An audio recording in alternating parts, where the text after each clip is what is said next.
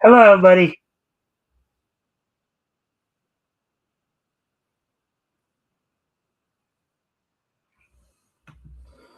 All right, welcome to the Mikestand. Today, of course, um is Tuesday.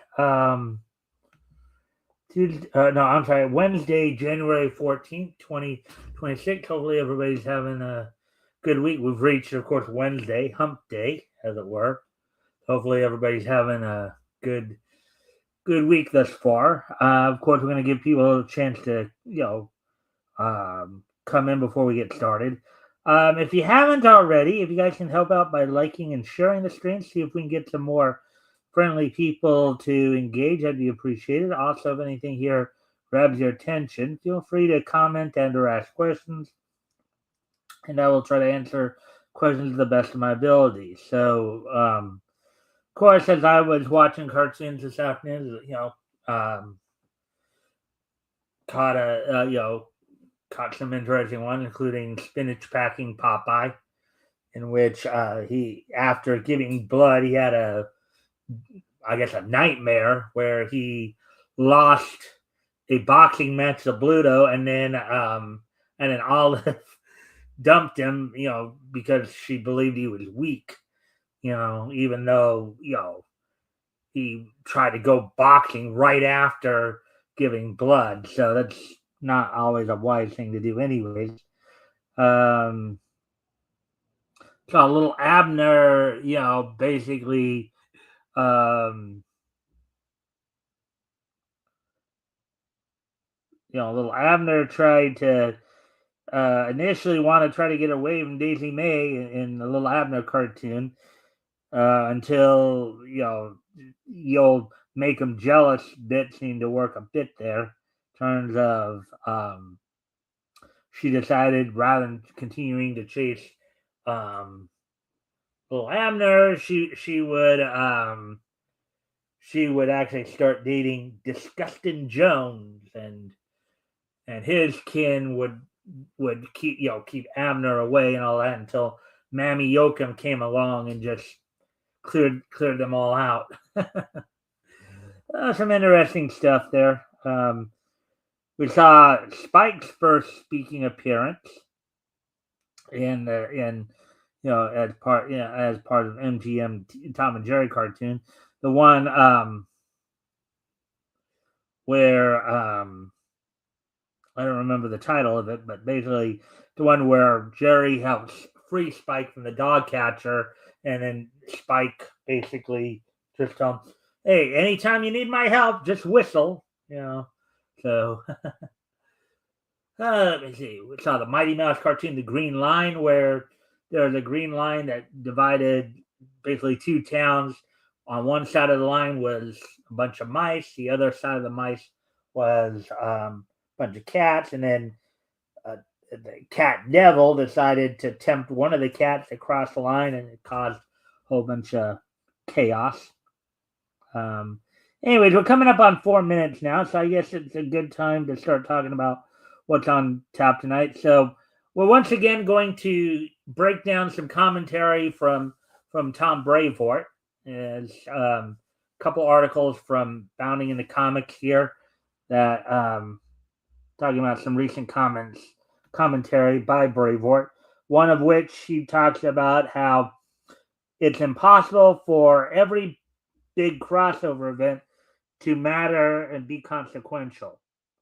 And the parts of the sentence here, impossible and to matter and be consequential, both in parentheses there, quotes. And then he also talked about admitting that X-Men writers struggled to use Jean Grey because she's so gosh darn powerful. So we're gonna look at those two articles, look at what he was getting at in his commentary there.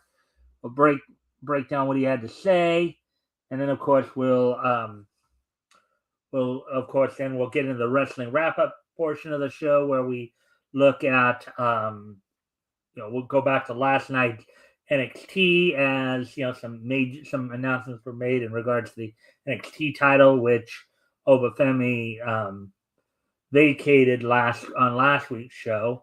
We'll look ahead to tonight's AEW show, see what's going to be going down tonight, and then of course we'll wrap the show up with the This Day in Niche History segment. So let's see now. Let me just go off camera here for a quick moment. I'll be right back. Let me put some music on for you guys when I'm gone. I'll be right back. When I come back, I will go ahead and get into it.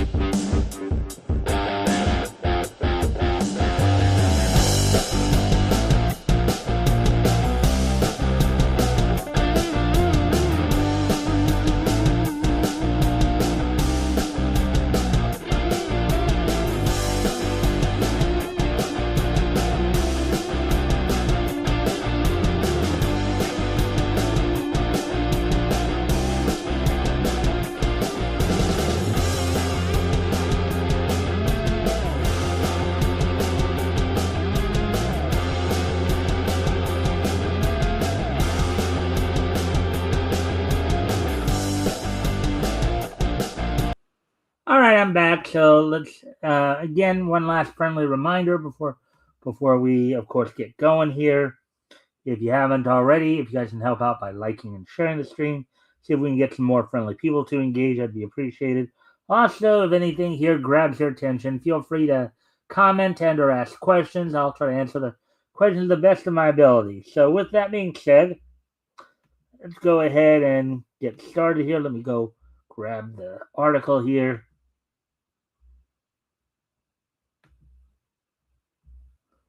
All right, so the first of two articles, as I said, we're going to break down some commentary that Marvel executive editor Tom Brevoort had talked about in regards to some of the Marvel stuff going on right now. Let's go ahead and get to that.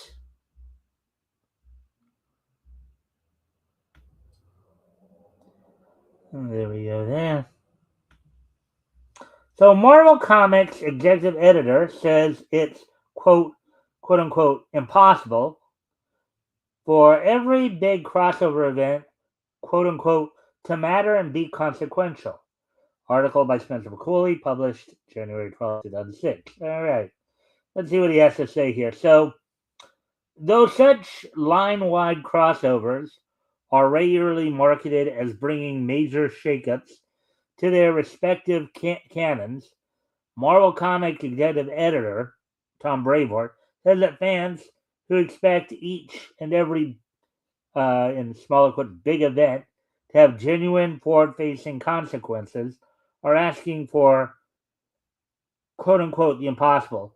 Well, I think if you do I think part of the problem here too is if you're constantly rebooting things, you're doing all these major crossovers. Like as with anything, anything and everything in moderation, right? Sometimes when you do too much of something, sometimes you just so oversaturate a situation that sometimes it turns sour.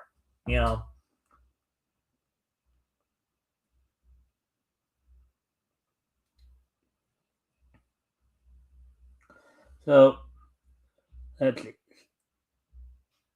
So Brevoort, who also currently serves as the group editor for the publisher's X-Men line, spoke to such fan expectations during a recent sit-down with AIPT Comics, Chris Hassan, itself held as part of the outlet's regular X-Men Monday interview series and centered on the upcoming Shadows of Tomorrow publishing initiative, which will center on the foundation of the new Gray Matter Lane Academy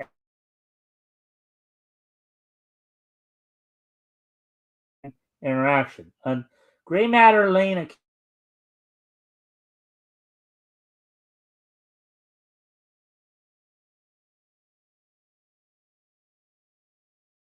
Professor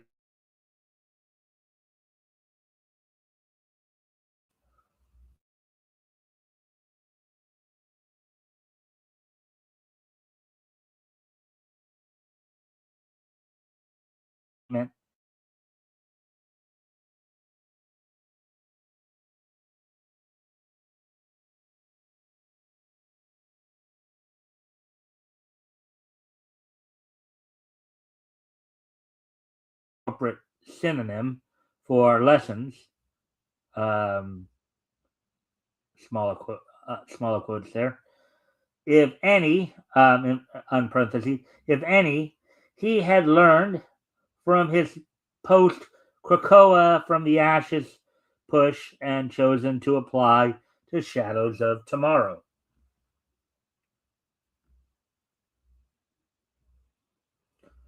Let's see what he has.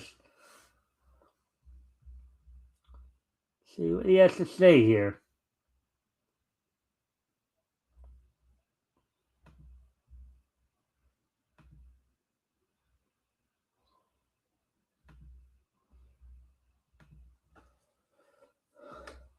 Looking back on his past year with a merry band of mutants, the editor admitted, quote, well, I think there's nothing but learnings,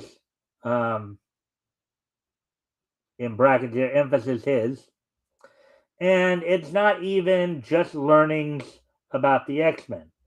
It's also learnings about the current state of the industry, what people are responding to, what they like, and what they think, unquote.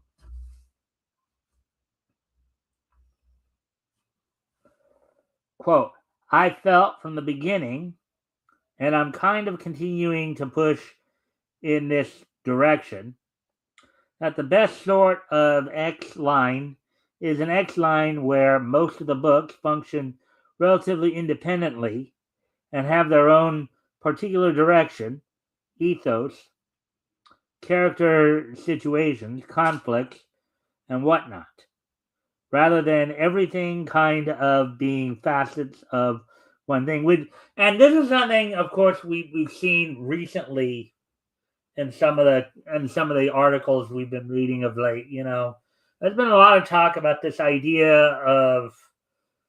I mean, we saw it in the Bleeding Fool article the other day too, right? Where somebody was, I don't remember who it was, but they were talking about how the whole idea of tying everything into one huge event can has it, kind of has its downfall. It's like basically you kind of try to push everything in one direction, or you have one huge event that everybody, fans are not going to always want to follow it. They're not going to want to spend the money to buy all the different books, and they're not going to, and it's going to be hard to keep track of every little tidbit of major story arcs like that when you have all these big crossovers, right? So, anyways, we do that more or less successfully, and some books are better at it than others. But as I said earlier at the beginning of the article here, sometimes when you have so many crossovers, so many reboots, it has a tendency to oversaturate the market, and people just get tired of it. It's like you suffer a form of crossover fatigue, right? When you do that.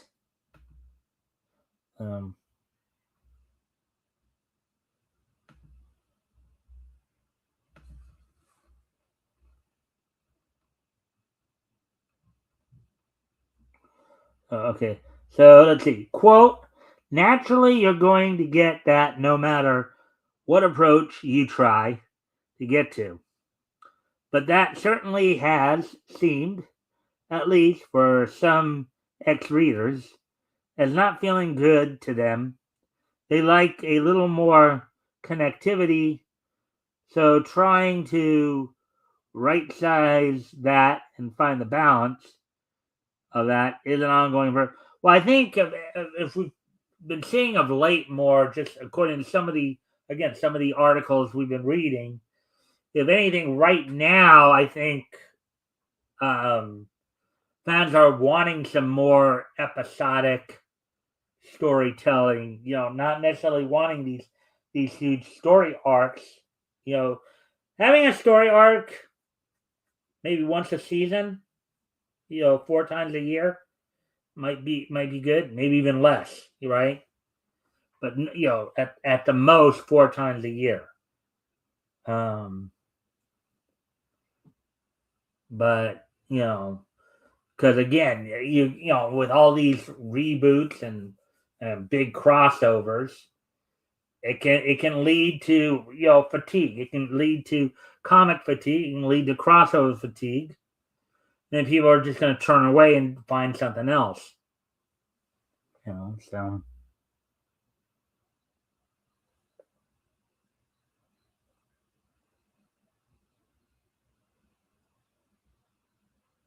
And I don't know that there's ever any one answer, because as soon as you get something the way one group of fans likes it, another group of fans is unhappy because it's not the way they prefer it.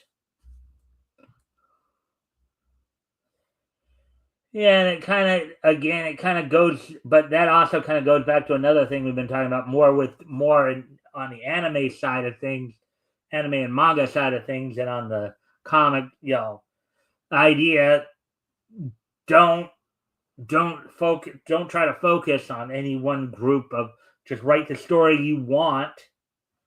Make it a good story, and if people like it, then they'll buy it, and if not, then maybe you try something else. Hmm.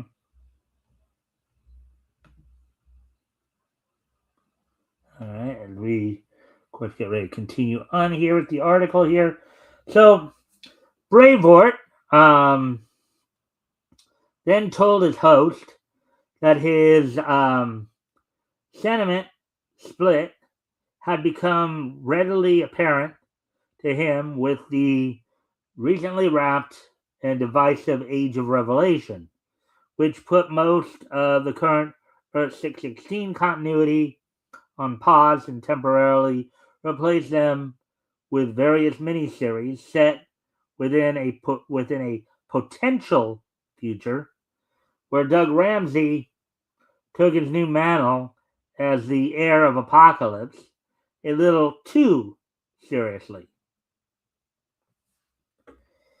In this case, he said the divide had grown between fans who just wanted to enjoy the standalone story, those who felt the event should have more lasting effects than just, in smaller quotes here, creating a new alternative timeline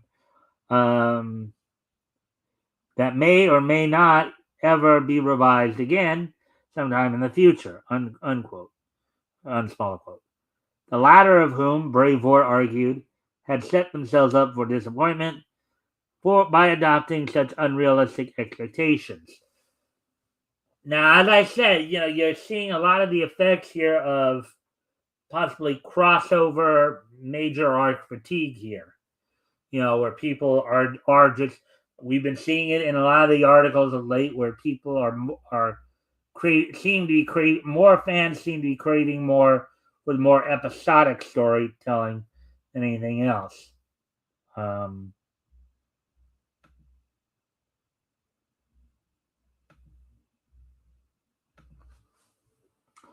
So as we continue on here, quote, now that we've gotten to the other side of Age of Revelation, and I've seen a bunch of the reaction, I think there's a lot that can be taken from that in terms of event comics. With events, there are always kind of two schools of thought. Two schools of thought tend to boil down to, in smaller quotes, oh boy, there's a big event. I want everything to fit together with Lego-like precision, and every single comic to be lockstep with every other comic, and every event to matter, and be consequential to every other event, unsmall quote. And that's just an impossible task. In other words, I think what he's saying there is to try to go out and please everybody. It's basically it's going to, it's going to be an impossible task to please everybody. I think that's what he's getting at there. There's no event that's ever been done that way. Some of them have been more that way, and some have been less, unquote.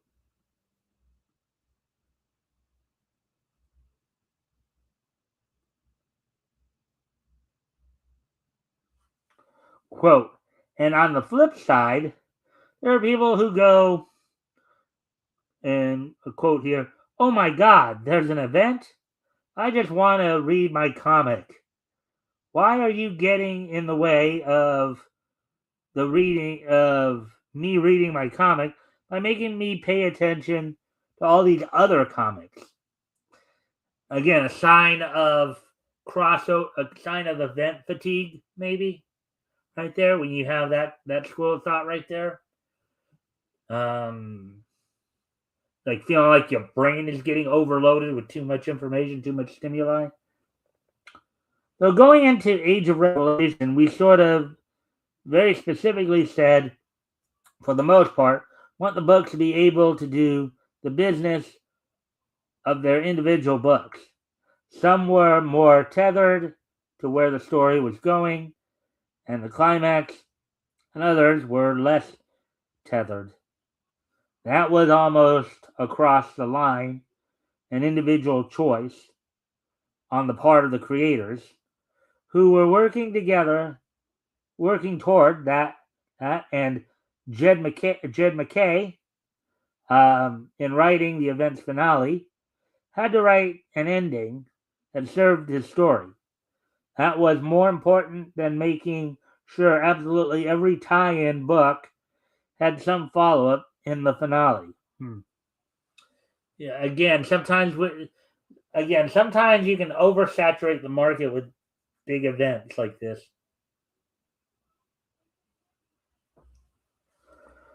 Let's see now.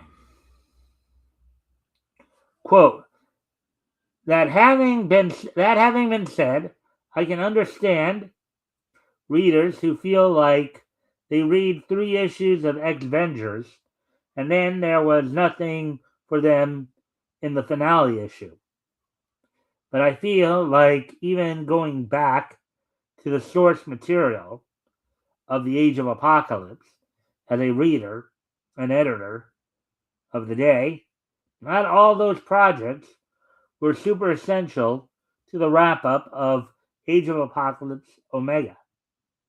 The advantage that it had was there were fewer tie-in series, so it was maybe easier to get a greater percentage with some tangible impact than what we ended up doing.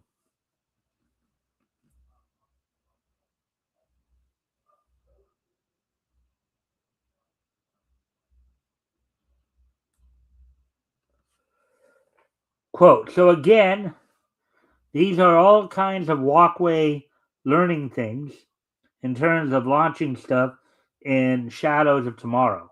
And moving ahead, I want to go forward with stories we think have merit and value to them. We want stories and characters where there seems to be a hunger or an audience for, and stories and characters being put forward for some demographic that's not otherwise being served. Oh boy. Yeah, that line right there is a little concerning. That that's like the whole representation argument, right? A different sort of book for every potential reader.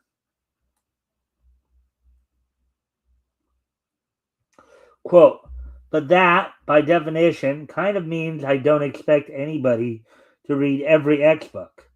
So inevitably, that means you kind of have to start to fragment the line little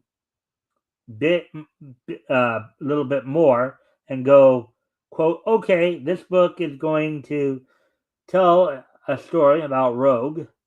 It's a Rogue limited series.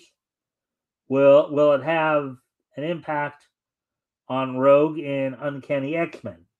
Yes, in the global sense, it's the same character, and there may be things that happen there that Gail Simone, the writer of Uncanny X-Men, wants to carry forward and pick up on.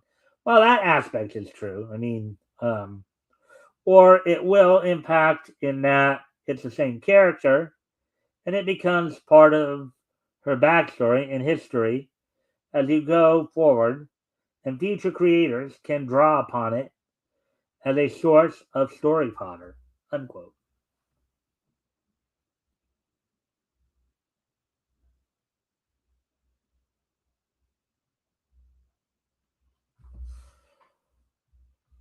Of course, a friendly reminder to everybody, if you haven't already, if you guys can help out by liking and sharing the screen, see if we can get some more friendly people to engage. That'd be appreciated. Also, if anything here grabs your attention, feel free to comment and or ask questions, and we'll try to answer the question, and I'll try to answer the question to the best of my ability. As we continue on here, putting a final stamp on his reflection, Braveheart ultimately asserted, quote, but I've worked too long and too hard to try and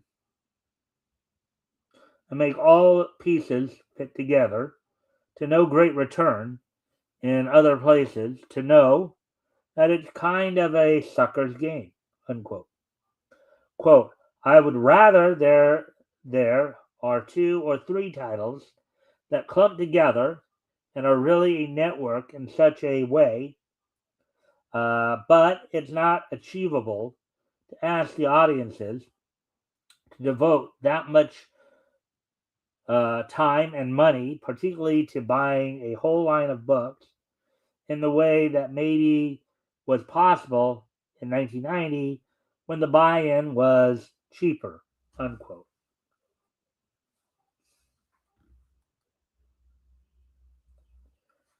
Having kicked off with last week's X-Men Volume 7, number 23, and Wolverine Volume 8, number 14, the X-Men's Shadows of Tomorrow initiative is now officially underway, with its next entry, Uncanny X-Men Volume 6, number 22, set to hit shelves this Wednesday. And if I'm guessing that that last one, Uncanny X-Men Volume 6, 22, probably hit bookshelves today. So, and this article is, of course, by Spencer McCulley. So we're done with that article. Now, of course, as we mentioned earlier, Braveheart, I guess, as part of the same interview, had a couple of things, a couple of sets of interesting things. That one was basically about how, it's impossible to make every big crossover matter and be consequential. Now he also had some comments to say on the usage of Jean Grey in the comics. So we'll look at that story now.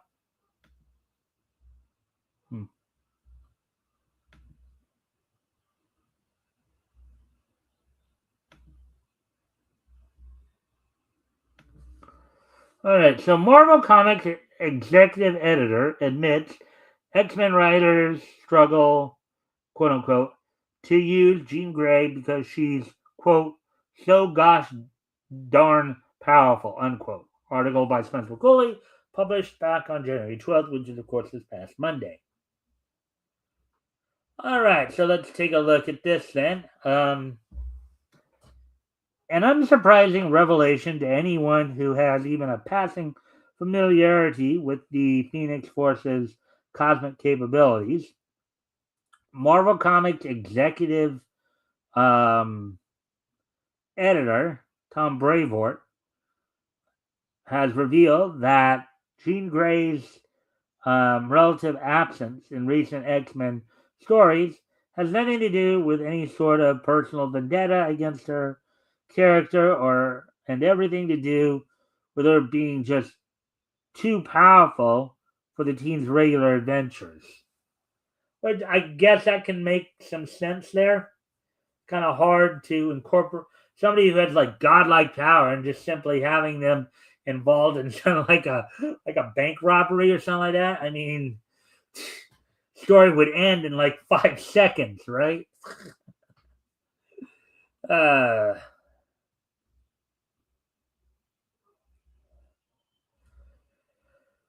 all right, so let's see what more he has to say on this matter.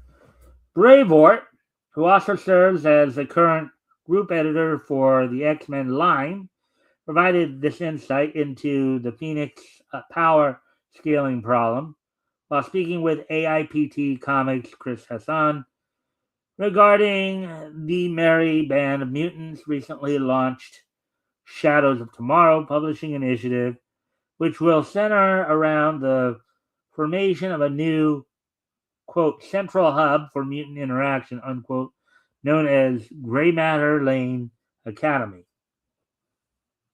Again, part of the same interview that again, another portion of the interview that we just started covering a moment ago.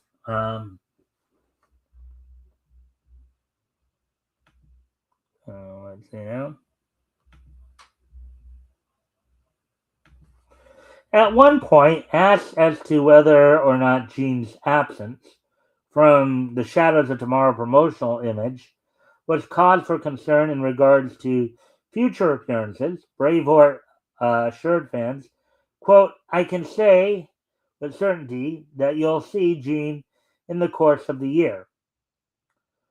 It may not be as soon as you'd like, especially since as soon as you'd like apparently means last week. But it's not like we're not going to feature the character, unquote.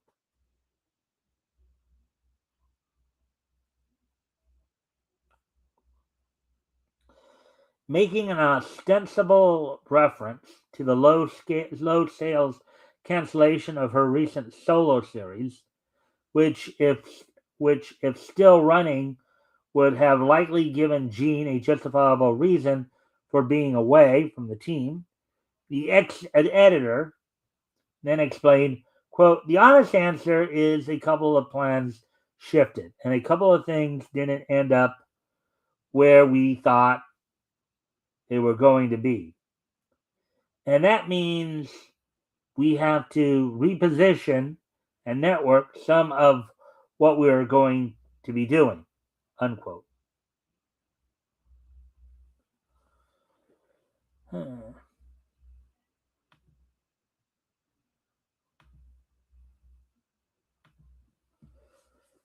Quote, that happens from time to time. There are larger things both going on both internally at Marvel and the story planning that we're doing and in the marketplace in general. So we've been shifting a bunch of things around, not just in the X world, but in various areas, and that's impacted some stuff that would have been here sooner. That won't necessarily be there quite as soon, or even in exactly the same form, unquote, unquote. Quote, but it's not like we've necessarily going back to a grayless world. There will be plenty of gray to be had. Okay. Just funny how the way he said that. It just may take a little longer to get there than we had intended. 6 months ago, unquote.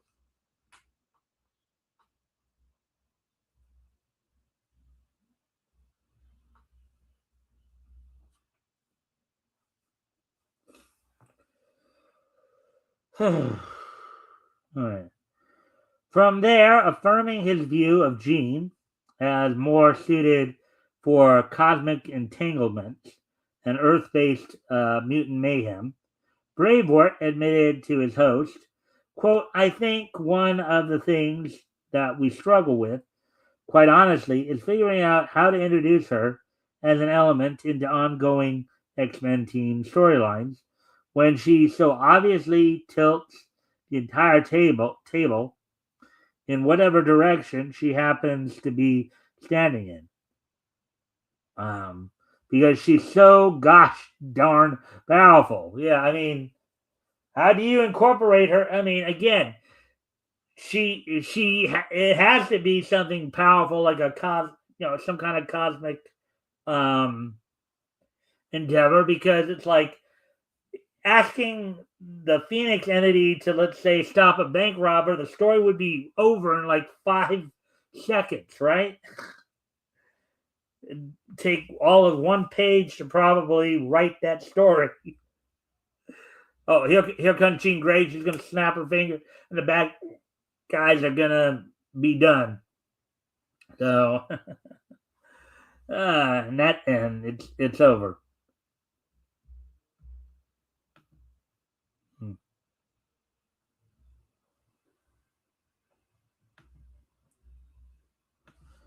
So as we continue on with the article here, quote, and the solution to that in the past has always kind of just been, well, just knock her powers down. That feels reductive in a way.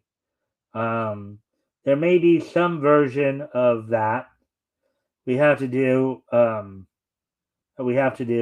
find a way to go.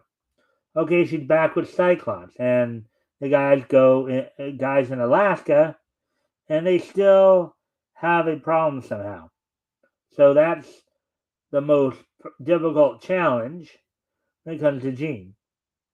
Where she is and how she's been set up. Quote, having said that, it's one that we're actively grappling with and trying to find resolutions for. I don't just want to be off by her. I don't just want her to be off by herself. One of the reasons I gave Ryan Stegman the okay to use her in the X-Men Volume 7 annual was it felt like she kind of ended up inadvertently being a little bit stranded off by herself in space, dealing with some of the cosmic ends of things, but not a lot of X characters. Unquote.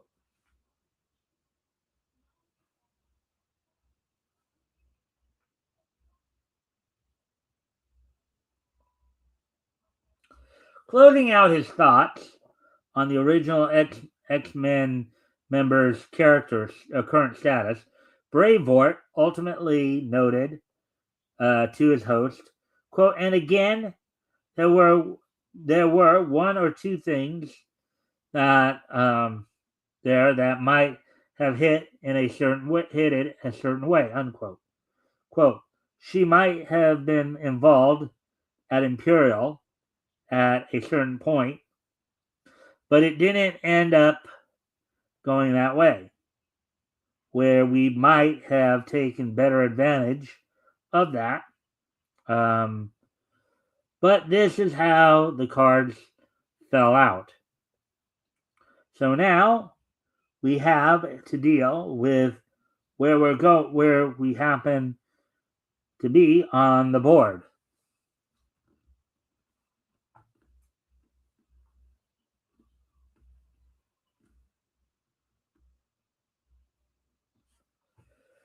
To be fair, while the narrative minefield presented by the Phoenix's insane power levels is to some extent self-inflicted, thanks to the ever-continuous nature of Western comic books, Bravort is right in identifying that Jean's presence in the X-Men's day-to-day affairs would render all potential danger or problems null and void.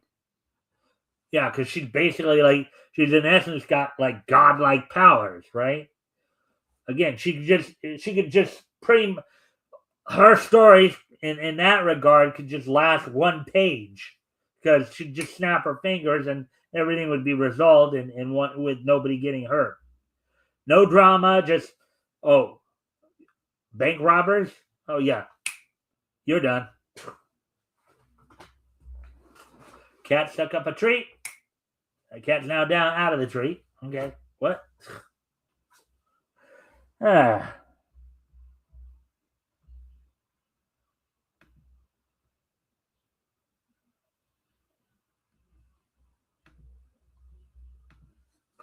After all, as seen in her aforementioned Phoenix #1, Volume 1 series, she now possesses the ability to casually turn an entity as strong as Gore the God Butcher into a literal start. Now that I didn't know. Then again, I haven't read those books in a while. So all while light years upon light years away on the other side of the galaxy, kind of hard to convince readers that Sentinels or Orochis or even Apocalypse pose a uh, uh, threat of she's on if she's on the front line. Again, it's a typo right there, by Spencer.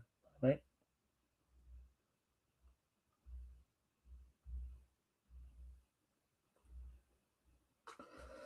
Of course, it's on Marvel Comics to write that ship, and hopefully they do so soon. Particularly because Jean's current costume is an absolute banger.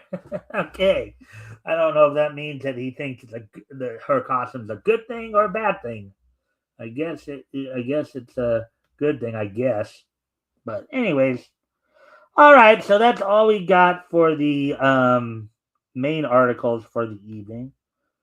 So now we're gonna go ahead and move on to the wrestling wrap up. We're gonna look back to last night's NXT. As I said, there's some major news that came down in regards to the NXT title. We got, of course, some match and a couple of title defense. We have some other things going on. So let me just get that put together there, and we'll look ahead, of course, to what's going to be going down on AEW Dynamite tonight as well.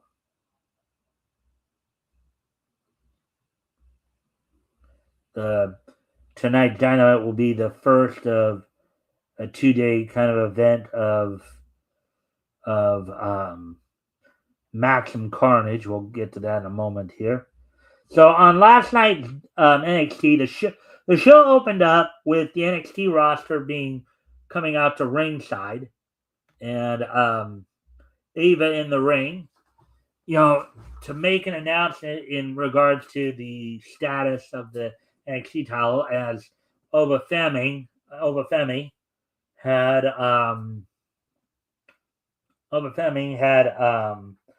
vacated the title in what is believed to be basically partly because of that. It's believed that he is going to be called up to the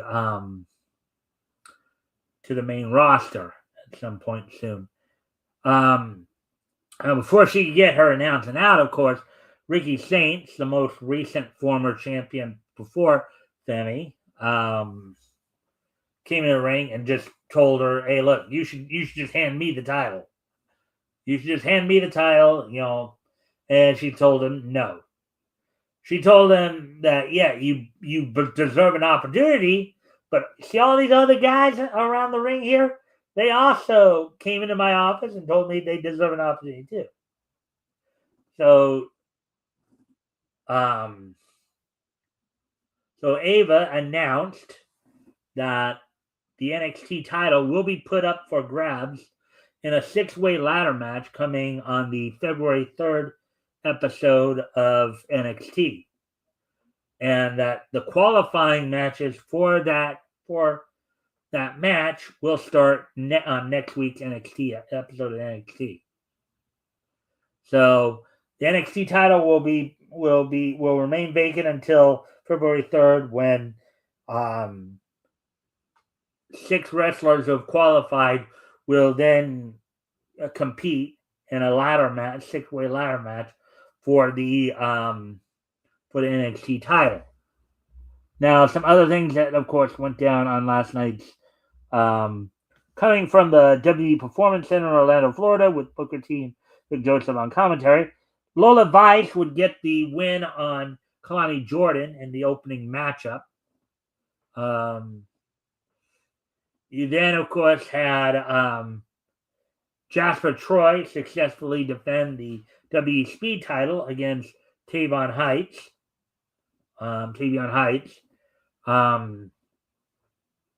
Also, you had a couple of interesting segments with champions in there as well. As first off, you had former WWE NXT Women's North American Champion Blake Monroe was out in the ring, was giving a promo when she was confronted by Jada Parker, who subsequently attacked her. As well, she was defending herself as Blake Monroe tried to attack her. And then Tatum Paxley came out to confront Izzy Dane later on in the evening as Izzy Dane was doing a promo as her North American, as the new women's North American champion. Then you had Channing Lorenzo successfully retain the TNA International title over Shiloh Hill with, of course, Ariana getting an assist from Ariana Grace. Now, I don't know how she was able to pull this off and the ref not see it, but Ariana Grace basically took her feet and put them against Channing Lorenzo back during a pinfall of Shiloh Hill, able to pull that off. And then in the main event, Joe Hendry with Out of the Mud's Bronco Nima and Lucian Bryce defeated Dark State's Dion Lennox with the remainder of Dark State in his corner in a no disqualification match. Of course, with the unexpected help of Tony D'Angelo making his long-awaited return to NXT, as he, of course, took out all the members of Dark State, took out Dion Lennox, and then turned his attention to Joe Hendry. After choke slamming Joe Hendry, he would actually drag Joe Hendry onto Dion Lennox to get the 3 count. Then as he left the ring, he gave a little bit of a look to Ava. Now, it was also in another segment on the show, Ethan Page was trying to get Ava to let him go into get involved in the qualifying matches for the NXT title, only for her to basically tell him that no, I'm not gonna let you do that unless of course you decide to give up that title. Unless you, if you want in on the she basically told him you want in on the tournament, you have to relinquish the North American title, which of course he wasn't having. And she pointed out that he had been on a big hot streak over the past year since winning the North American title. He'd been bringing a lot of attention to it. And so she basically made a match for next week in which Ethan Page will be defending the North American title on next week's NXT.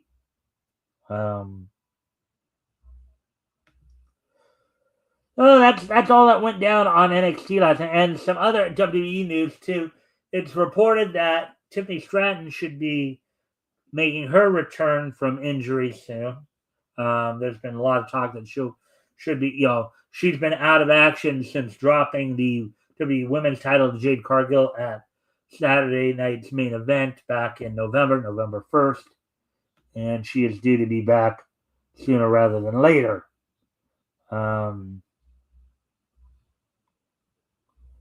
And now, looking ahead to tonight's AEW Dynamite, the first night of 2 Maximum Carnage from the Arizona Financial Theater in Phoenix, Arizona on TBS.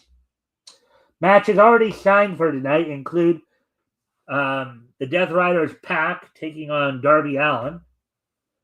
Two-time AEW World Heavyweight Champion Adam Page taking on Brian Keith in a number one contendership four-way match to determine who will next have a chance to challenge the AEW World Tag Team Champions of FTR. You have the Young Buck, Matt and Nick Jackson, taking on the Gates of Agony of the Demand of Bishop Khan and Toa Leona versus Jet Speed of Speedwell Mike Bailey and the Jet Kevin Knight, and the Don Callis family duo of Jake Doyle and Jake Doyle, the recent signee, and Mark Davis. Mark Davis, of course, having been formerly a part of the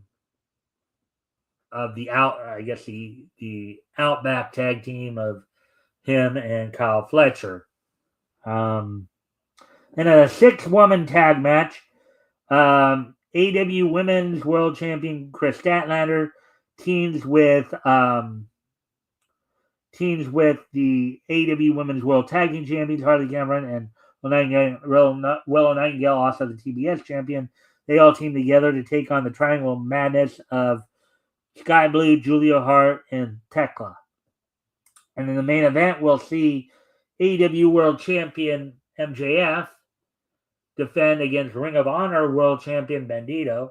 As Bandito basically catches in his opportunity after having won the Dynamite Diamond ring. So that's all we got for the wrestling wrap-up for you guys tonight. So now, with today being, of course, Wednesday, January the 14th, 2026, let's go ahead and take a look back at this date in Beach history. So, let's see, 2015, 2006, 1956, and 2021. All right, so first off, I'm going to head back 70 years ago today. And on this date, 70 years ago, back in 1956,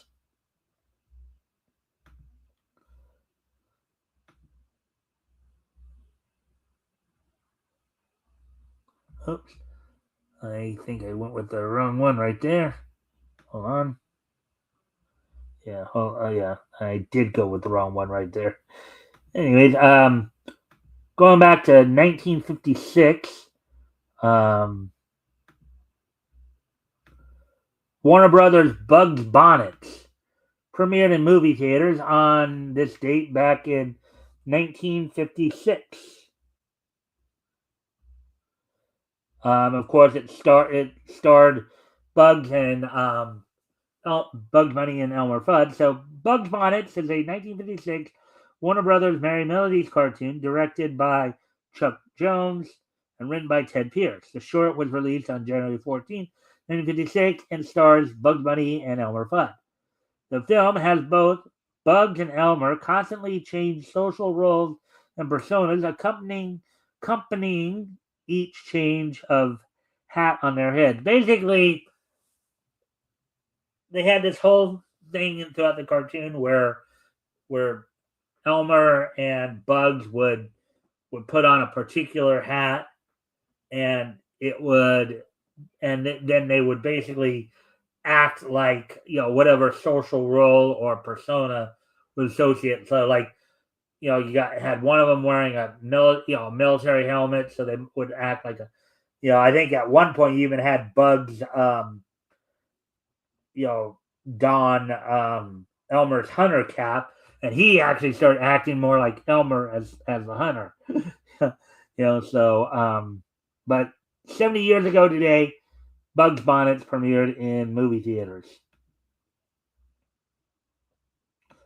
Now, of course, as we move ahead to the year 2006, which was 20 years ago today, on this date in the year 2006,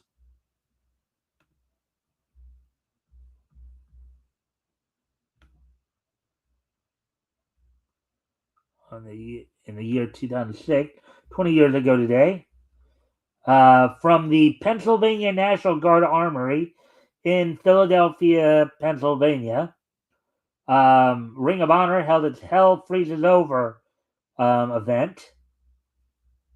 The show's name comes from the main event. As Ring of Honor World Champion Bryan Danielson takes on Combat Zone Wrestling Chris Hero. The match came about after Danielson and Hero made several comments about each other on the internet. Danielson then set up and sent an open contract for a shot at the Ring of Honor World title to CZW, who then signed Hero. Earlier in the day, CZW held an afternoon of main events at the new Alhambra Arena in Philadelphia. During the show, Bryan Danielson, Ring of Honor Pure Champion Nigel McGuinness, Ring of Honor Tag Team Champions Austin Aries and Roderick Strong jumped the guardrail, starting a fight with several. So this kind of similar to what happened when ECW came out to California here, like a few years prior to that. Back, I believe it was in 2000 for ECW Heatwave 2000. ECW came out to. Now, CZW is another hardcore type promotion with another hardcore based out of New Jersey, and they were what they're saying here, they were basically invading Ring of Honor's territory, which was in Pennsylvania. So the night saw the opening match of the evening saw Austin Aries defeat Ricky Reyes in a match that was originally set to be the FIP or Full Impact Pro Heavyweight Champion Homicide to take on Roderick Strong, only for Dave Prazak to come out and interject Bryan Danielson in the match. Bryan Danielson would defeat Homicide and Roderick Strong to become the new FIP Heavyweight Champion, to now become a double champion heading into the main event. Jack Evans outlasted Adam Pearce, current WWE Raw General Manager Adam Pearce, mind you. Jason Blade, Kid Mikaze, Sal Renaro, and Trick Davis in a six-man mayhem match. Nigel McGuinness retained the Ring of Honor Pure Championship over Tony Mamaluke. And in the main event, saw Bryan Danielson successfully retain the Ring of Honor World Championship over Chris Hero. So that happened 20 years ago today. Ring of Honor's Hell Freezes Over took place at the Pennsylvania National Guard Armory.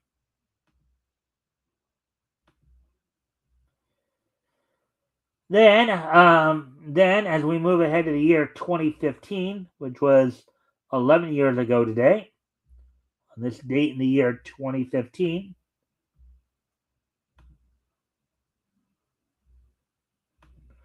the fifth and final issue of Jupiter's Legacy from Image Comics went on sale on this date back in 2015. It sold for $4.99 with 48 pages. And the final piece in each history tonight, we move ahead to the year 2021, which was just 5 years ago today. On this date, 5 years ago today, in the year 2021, what is believed the second season of Dr. Stone Wars from TMS 8-Pan premiered on Japanese television on this date back in 2021. So 5 years ago today, TMS 8-Pan's Dr. Stone Wars premiered on Japanese television on this date back 2021. So with that, I thank everybody for being here tonight. I hope everybody enjoyed the show. We'll be back here with more Niche News tomorrow, of course. We'll be back here on Sunday. Rex Christian will be joining me this Sunday, and we'll be taking another trip down Comics History Lane, looking back to comics that went on sale in July of 1940. Be looking at comics that went on sale from a Novelty Press. So with that, I thank everybody for being here, and I hope to see everybody back here tomorrow. Bye.